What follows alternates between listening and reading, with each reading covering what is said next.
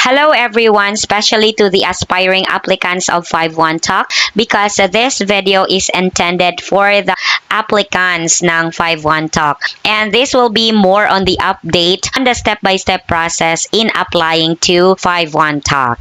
Okay, so palagi naman akong nag-a-update sa inyo based na rin sa mga nakalap ko na information from my referrals. So mayroon na namang slight changes ng ating application process. So if you want to be one of my referrals, then you just click the link below in the comment section if you are in YouTube and also in the description box. Or if you are in TikTok, you just enter my profile and click on my profile bio. Of course, the first thing that you need to do is to click on the referral link. Then, fill up kayo agad ng mga information na kailangan.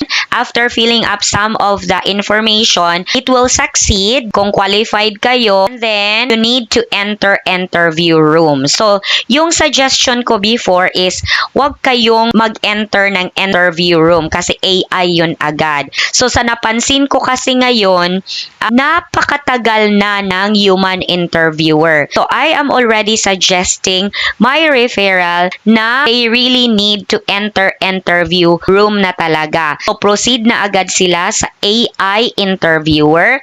So, after mag-fill up ng form, pasok na sila agad sa AI interview. Okay, wag na silang maghintay ng human interviewer kasi hindi natin alam how many weeks or month kayong maghihintay ng human interviewer. Yun yung napansin ko kasing pagbabago ngayon. So, the company is really encouraging the applicants to do AI interview. So, yun. Dapat prepared talaga kayo with regards to reading passages.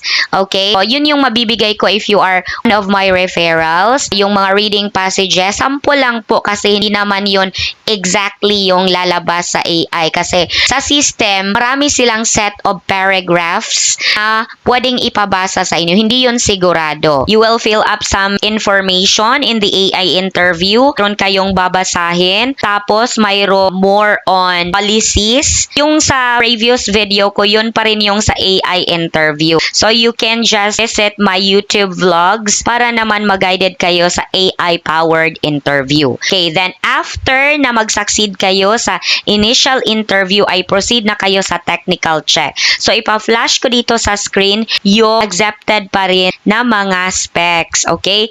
Commonly kasi nangyayari ngayon is applicants are usually stuck on the technical check. So, hindi ko na alam ano yung problema. Possibly, may nakitang problem yung tech check sa pag-run ninyo or hindi ba pasok yung specs, yung specification ng inyong laptop or yung inyong internet signal is mahina kasi dapat 25 Mbps and above ang dapat na internet speed po natin. Yun. As you enter interview room, mayroon ng initial interview AI, technical check AI pa rin, pati yung PSO. Kasi dapat sana ay live yun. Ngayon ay AI na rin.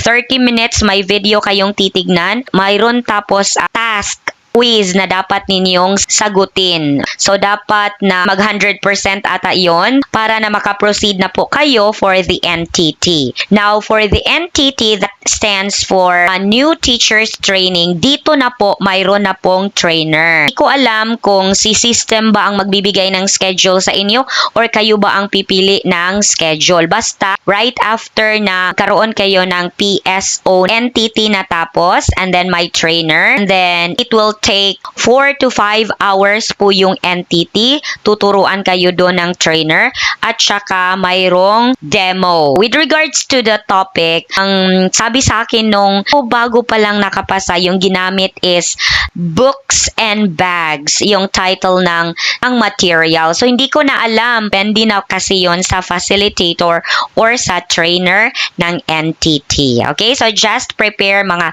visual aid, teaching aid during your NTT. Tapos mayroon namang mga instructions. So, you have to check on your teacher's candidacy portal and also your email for the instructions. So, dapat ninyong basahin talaga yun lahat. Okay, after the NTT, if nakapasa kayo, proceed na kayo sa CE demo. That stands for Chinese Evaluators Demonstration.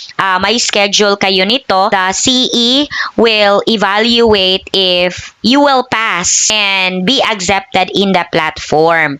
After the demo, mayroon kayong passage reading at saka mayroon ring mga questions na itatanong. It's more on the ZTP. Mayroon akong mga videos niyan regarding sa mga usual questions ng Chinese evaluator. Okay, so right after na makapasa ka, congratulations kasi onboarding seminar na po kayo. So, makikinig na lang kayo. So, bibigyan kayo ng orientation and training as you will start already your teaching journey in 5-1 Talk. So, it will take 4 to 5 hours naman yung ating onboarding training.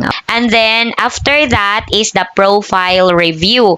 So, mayroong mga 10% possibility na hindi kayo ma-absorb pero mostly naman na nakapasa na sa CE demo at saka onboarding, proceed na talaga yon sa launching. Okay, kasi yung iba siguro pag background checking may nakita si 5-1 Talk na ganito or mayroong mga problems regarding your credentials, kaya yung iba natatagalan talaga na ma-launched or hindi talaga nalo-launch. Yes, yun yung sad. Okay. So anyway, that's all for this video. I hope na nakatulong ito sa mga aspiring applicants na interested pumasok dito sa 5-1 Talk. And if you have some questions, just drop down below. And if you want to chat me and be my referral, just message me here in TikTok or below if you have seen this video in YouTube. Or maybe you can message me in Messenger para mas mag-guide ko po kayo. Okay, thank you so much. If you like this video, don't forget to like or heart and share this to your friends. Thank you and God bless everyone. Bye-bye!